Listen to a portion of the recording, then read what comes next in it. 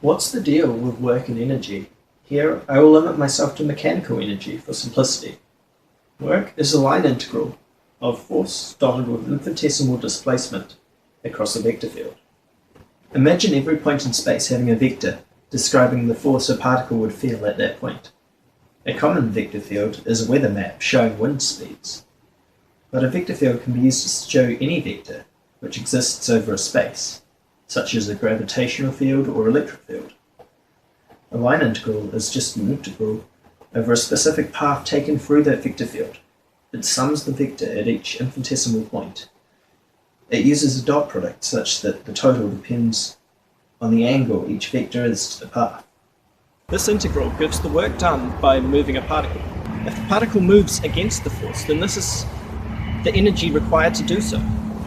And if the force moves the particle, then this is the energy that the force imparts to the particle. This is the work kinetic energy theorem. For example, I'm outside in a gravitational field, which we can approximate as pointing downwards. So as I lift this pen, I'm doing work against the gravitational field. But if I drop it, then the gravitational field does work on the pen, making it fall. Gravity is a conservative force, so I can assign a potential energy to the pen as I lift it.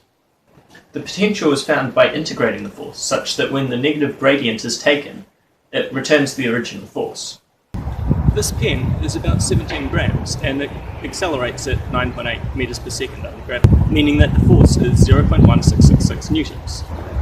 When we integrate this force, we get mgh, which is the high school level formula for potential energy. But this is also the work that I must do to lift the pen a height of h, and the work gravity does to make the pen fall a height of h. The pen gains mgh kinetic energy when it falls a distance of h, because of the work gravity does on it. The difference in potential is the work done by the force.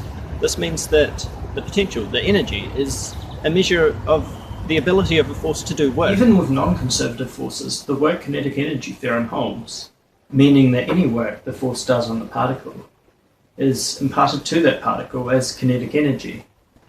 Of course, when the force is not conservative, you have to evaluate the entire integral as the work done is path dependent. And I flashed watts on the screen at the start of this video, so I'm going to have to explain what that is.